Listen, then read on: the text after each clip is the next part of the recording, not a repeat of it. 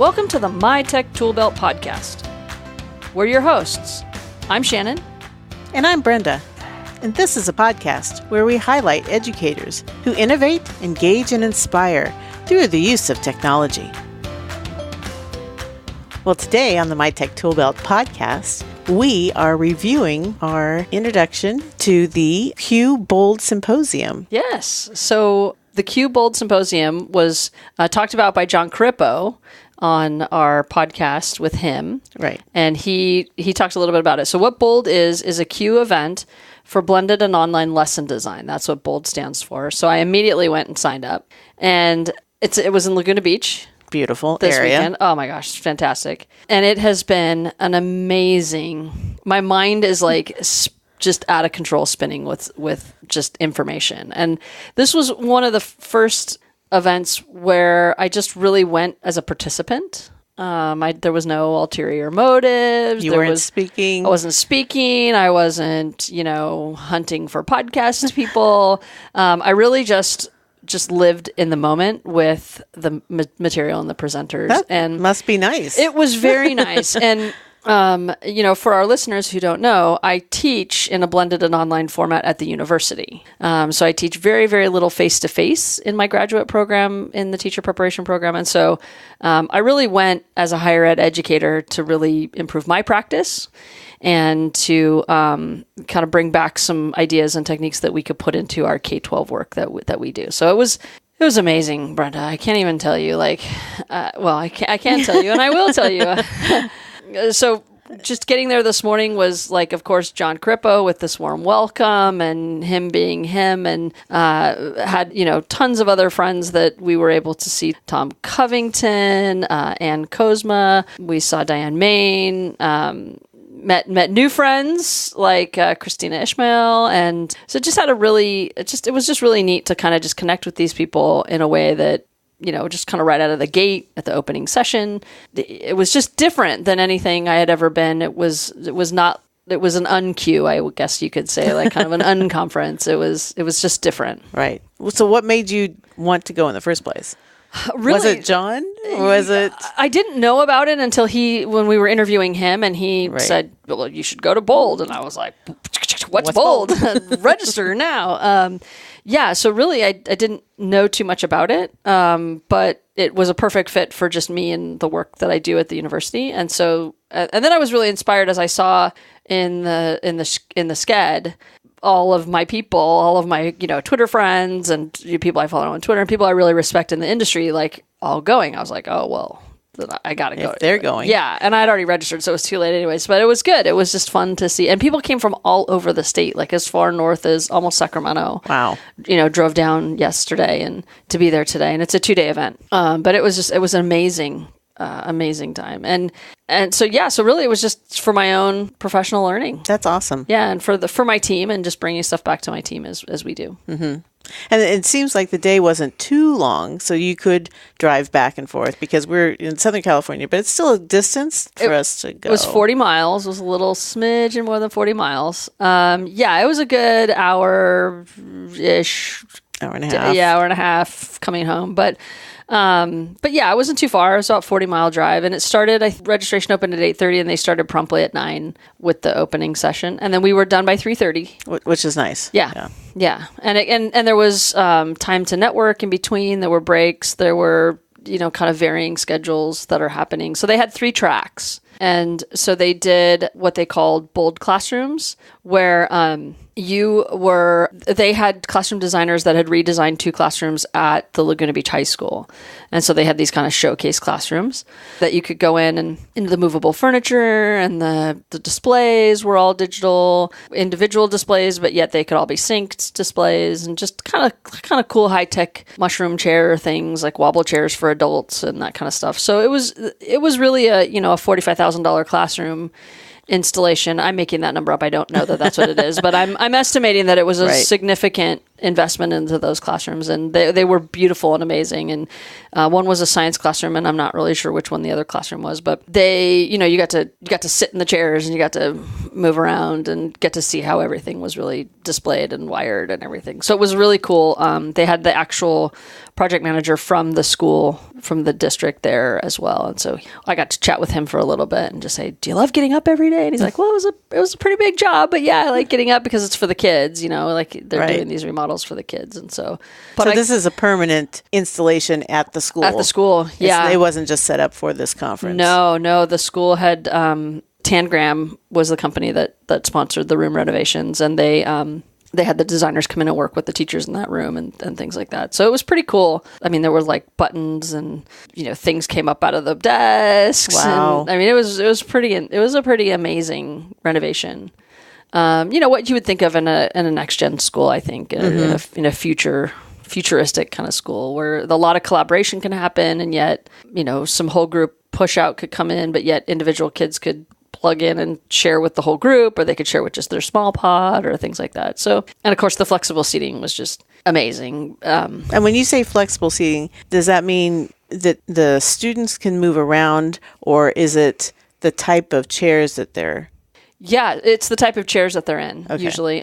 So the ones that they had at this particular school were kind of all-inclusive chairs. So the chairs that have kind of a swivel desktop that moves, but underneath it is a kind of what looks like those little sled, but it's like you put your backpack underneath, and that whole thing is on wheels. Oh wow! And everything so you can move. Pivots, yeah, and so you can just really like move around in pods, and you could recreate pods really quickly and get in and out really easily. So that's kind of the flexible seating model in these two classrooms. There were obviously more traditional classrooms there too, but for the most part they were flexible, with the exception of some of the lab rooms and stuff. But it was great. That school, Laguna Beach High School, they said has about 3,000 students. Big school. It is a big school. Yeah. I kept getting lost. They actually give us paper maps. And that was because I think John actually listened to our last podcast where we did the review of Q. And he was like, yeah, he actually tweeted out, we'll get paper maps back next time to Q because... and I can't tell you how many people were like, does anybody know where room, whatever? And I was like, hey, I have this analog thing. And I pulled out my map and I was like, let's look at the map. But it is a very big high school. Wow. Yeah. I imagine. Yeah. 2 stories in most places and giant auditoriums. But it was beautiful. So that was one session, was the classroom, the classrooms. And this was mainly the seating and the desks. Was it anything having to do with projections? Yeah, the digital media, the TVs, all of that was embedded into these classrooms. In fact, there were some kids that happened to be on campus for something today. I'm not sure why, but they had never been in the classroom yet. So it was a surprise to them. So they were like, oh my gosh, the classroom's open. And they were like sneak peeking. So they had told us that the kids hadn't even seen the classroom yet. Wow. We were going to be the first kind of big reveal this weekend. Oh my gosh. And then the kids will get to see it on Monday. So wow. I know. So there's a couple of kids obviously that have probably Instagrammed it or something. I'm sure. But it was pretty cool. And then the other session was the classroom simulator, where they have like teachers teaching a lesson, and you're experiencing the software that is being highlighted. So some of those would be like Classcraft was one of those sessions. WeVideo was one of those sessions. Otis, which is a grade book kind of software, information system software, was another one. So I think those were the 3 sessions that I knew about, that you were actually like a student kind of in the experience. And did someone from those vendors conduct the class, or was it a separate teacher that has been using software?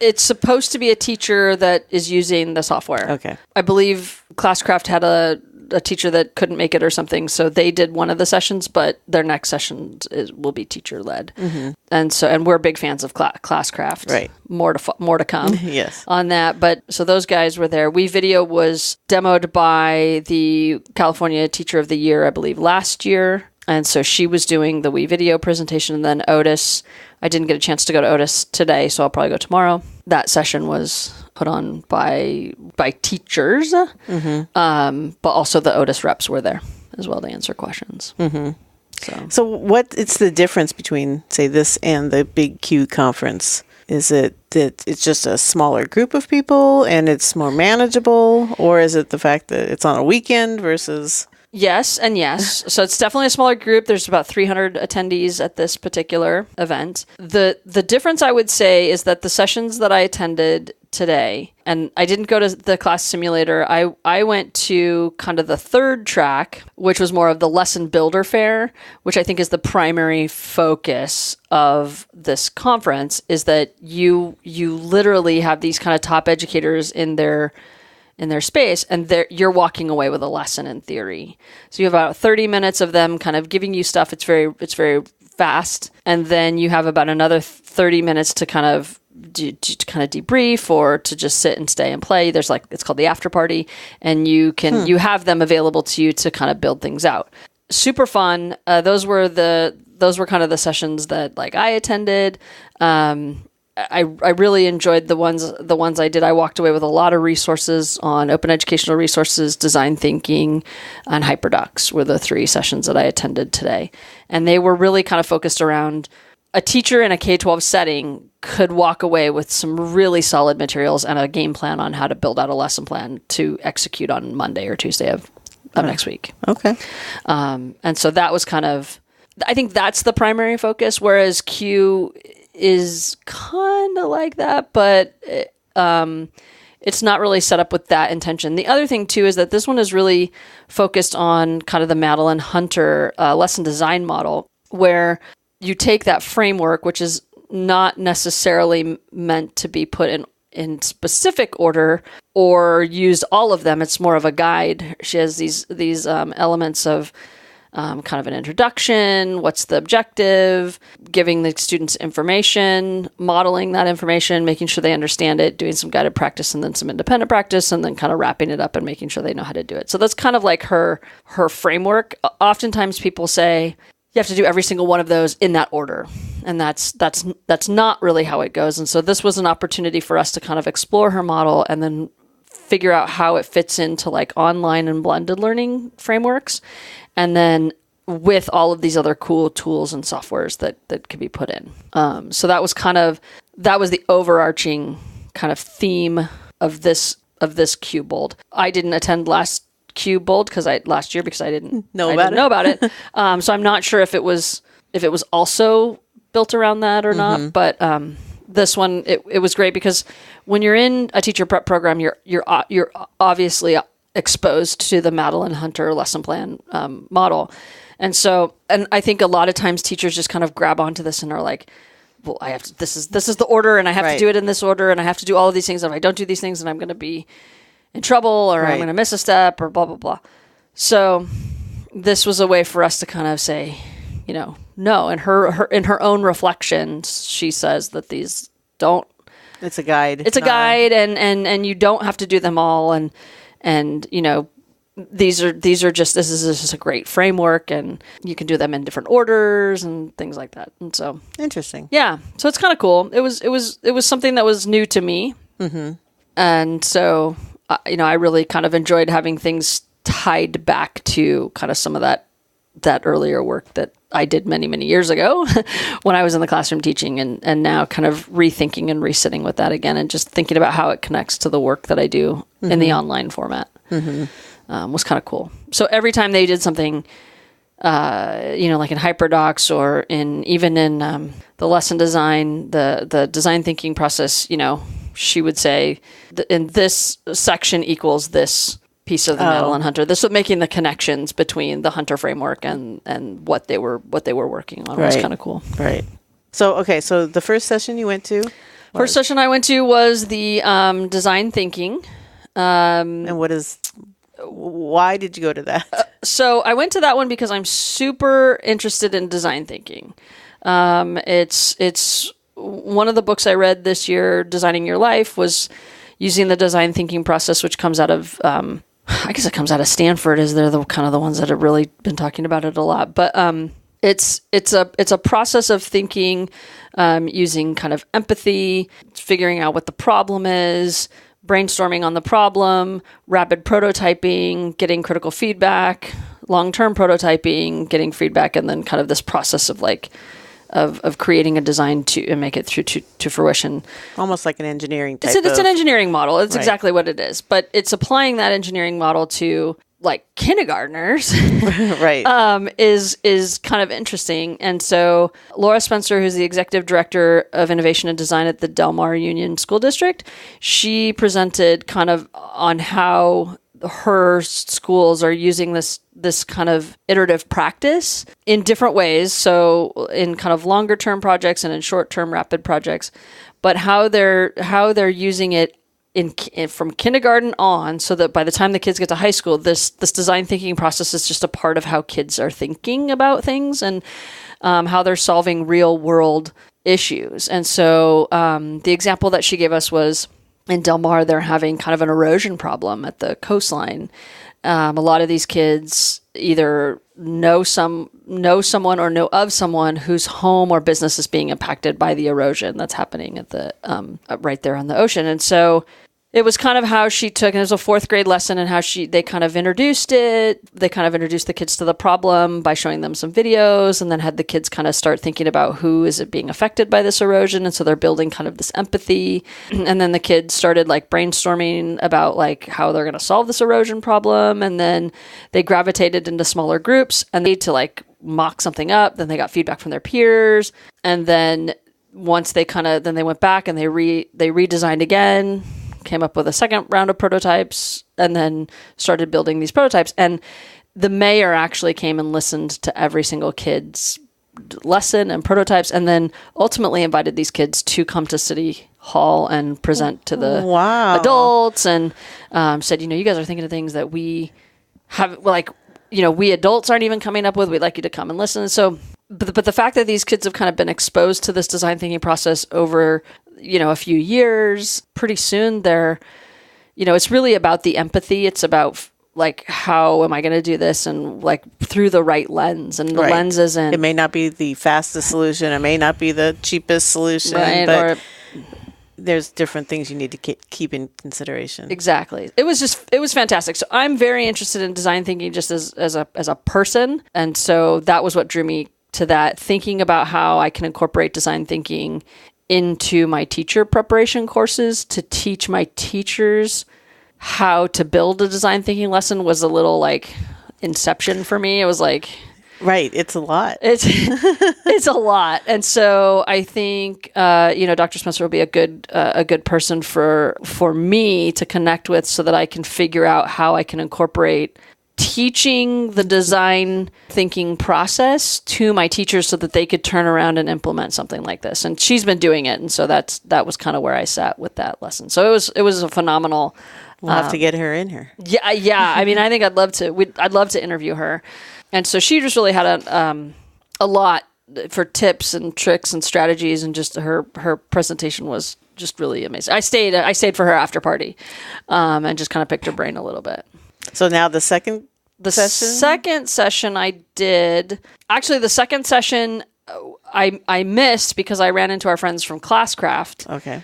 Who introduced me to a couple other folks, and one of them I went to her session. So Christina Ishmael was who kind of the Classcraft, our friends at Classcraft introduced me to, and she worked for the Department of Education, like the National Department of Education. She's worked for, I think, the state of Nebraska's education. She's been a teacher, and she focuses on open educational resources.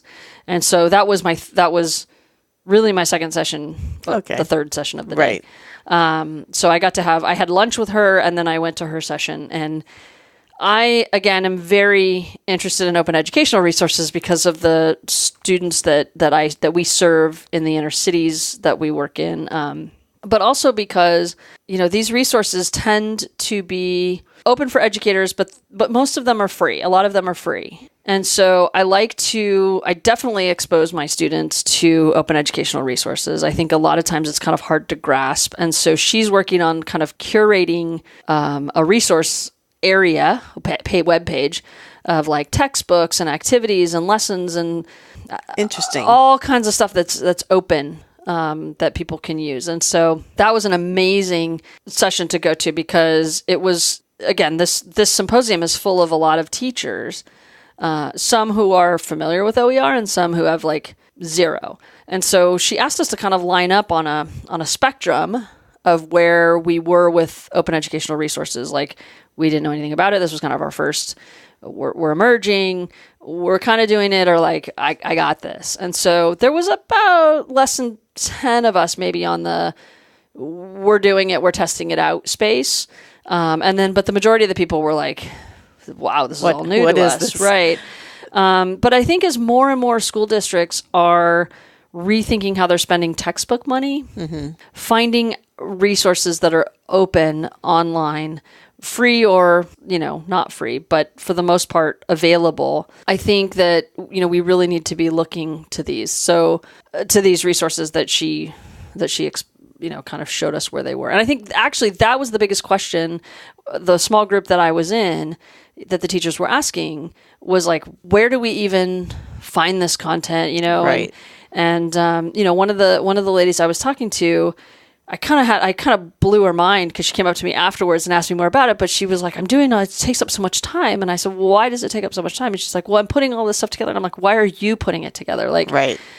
Your student should be exploring this OER. Like, rethink kind of how, you are doing too much, you're spoon feeding, but they're freshmen, but it's okay. It's okay to expect a higher level. And if you can't get to there on day one, they should be there by this time next year. You should be pushing them towards building their own hyperdoc or building their own resource for studying instead of you putting the hyperdoc together yourself for them to study. Right.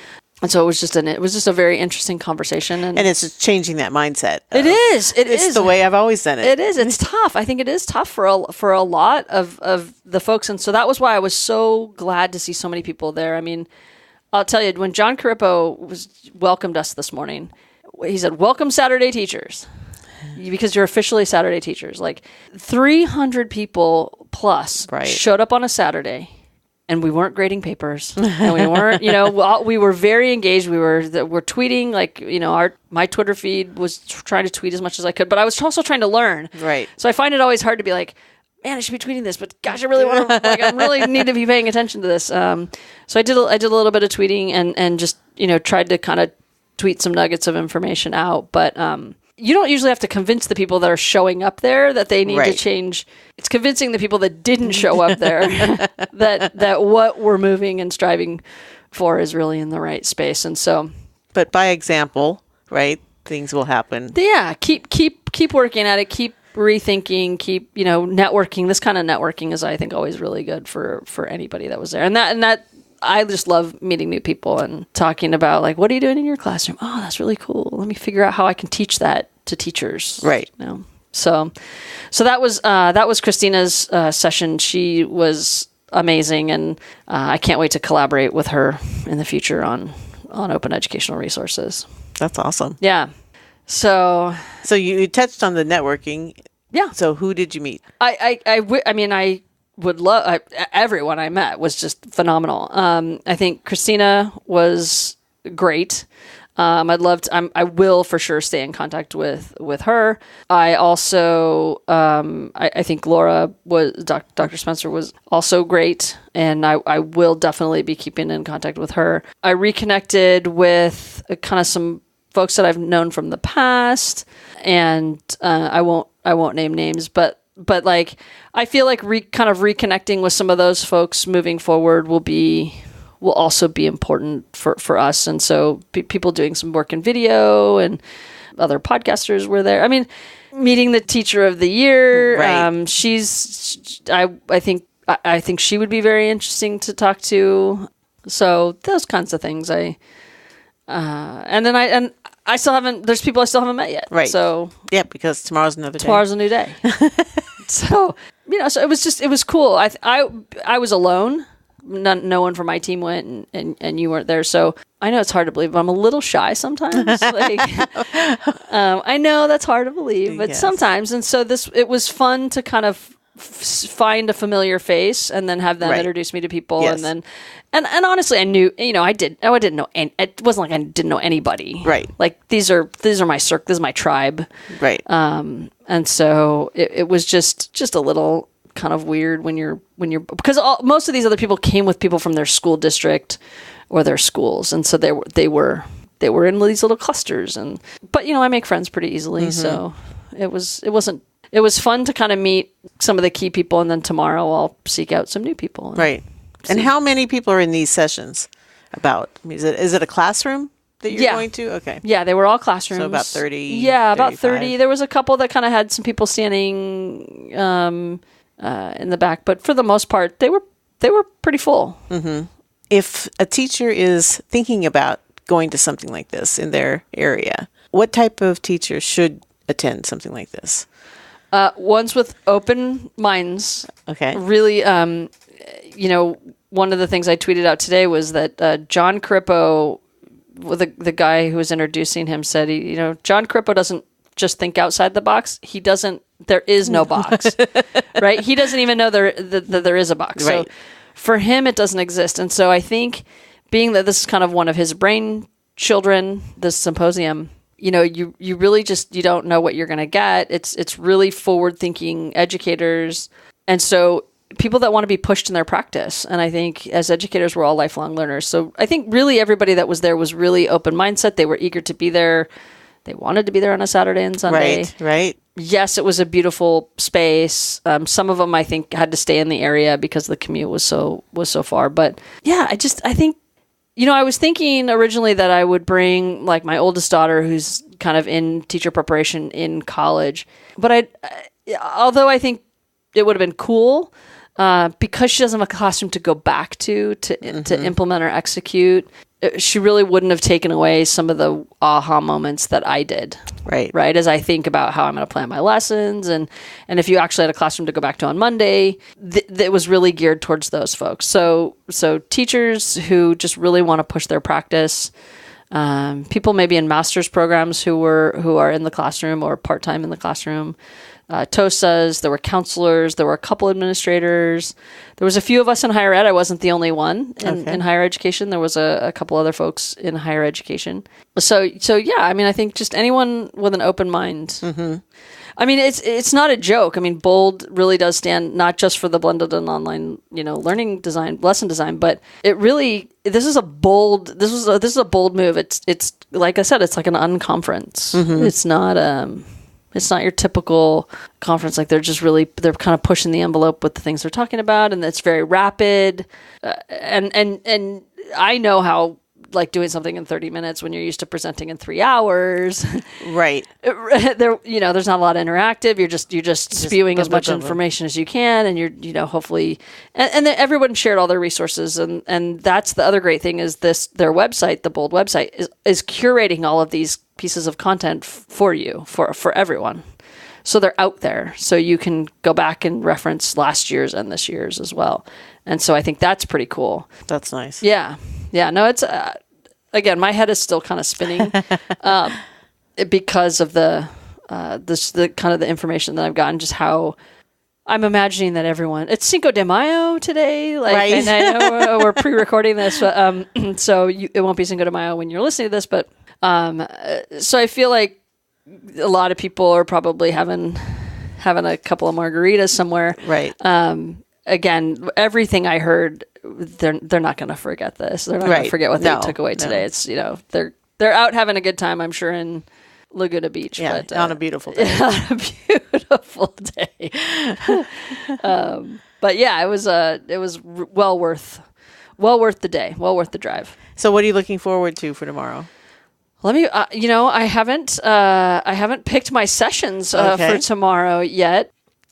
So I think so many things. There's a lot going on there. For me, I think more than just kind of picking my sessions will be again networking. Mm-hmm. I think I mentioned to you before we started recording this, some of the titles were a little like weird. So I really had to read the descriptions of what it was, because I was like, I don't know that I would have gone to that had I not known what it was about or whatever.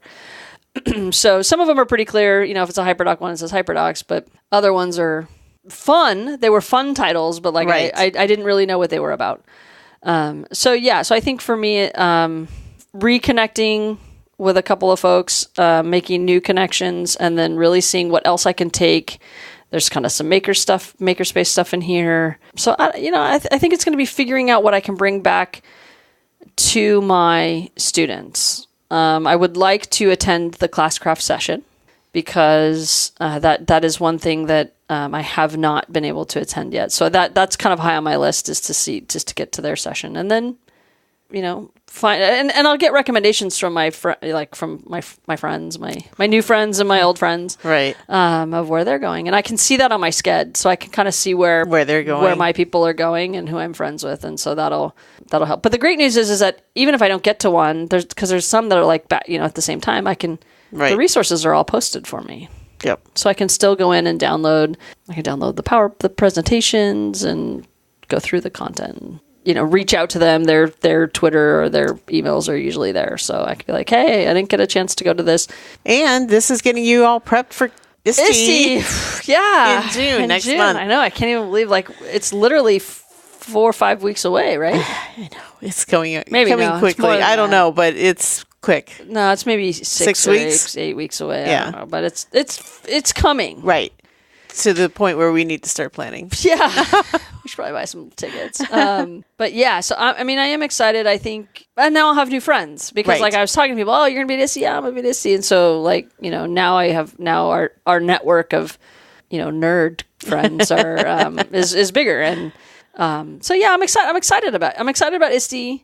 But if we have any listeners that are going to ISTE, let us know. We're there. We're going to be there. Yes. We're very excited. And we'll try to find a spot where we can do a meetup or something and tweet it out. But I'm very excited to be at ISTE. I haven't been to ISTE for a few years, and you've never been to ISTE. No. It's overwhelmingly packed with information. Like you can't do and see everything. So you really kind of have to find your what your focus is. That's my recommendation for ISTE, is I kind of pick my focus. What's the lens I'm looking through at this conference? Right. And then I go to sessions that are kind of based on those things. And so there was a year where all I really wanted to focus on was, blended and blended learning and personalized instruction. And this was kind of this was a few years back when we were still kind of exploring what this was, and we were getting ready to start the Institute. And so I kind of went to anything and everything to build, our database and our knowledge base and our connections with that lens. And then there was before that, even when I was still in the classroom, I did a lot of this OER. That was another lens. I was looking for free resources, the Google Suites and the open educational resources and online textbooks. And I was just that was my lens. Mm-hmm. And so now I'm not sure what my lens is going to be this year. I haven't really flushed that out yet, but maybe after you finish with Bold, then you'll have a new lens. I'll either have a new lens or I'll have 5 more lenses that I'll need to figure out. I will have one other work colleague that'll be there with me at ISTE, and so maybe he could take kind of one track and I'll take one track, and that'll be we'll awesome. See where we end up. Yeah, and then you'll take a track. Yes. Yeah. Definitely. So I think I'm much looking forward to it. I'm very excited. I know. I am too. I feel like I just need to sleep a lot. I need to hibernate. To rest. I need to hibernate to go there. Because I just know how exhausted I was at Q. Right. And this is there's no that resting. was 5,000 people. Right. Versus 15,000 people. I mean, and there may be more, I don't know, but that was the last ISTE I went to was 15,000 people or something. It's just huge. Right. So, but all good. Okay, well, excellent.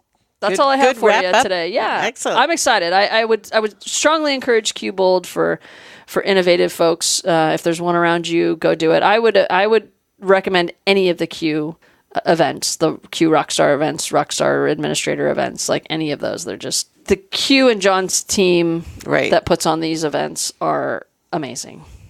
And there were churros today. So well, if that's not reason enough. There were churros. So right at the moment when you needed a churro. Oh, perfect. Yeah, it was good timing. So, awesome. But yeah, I'm excited.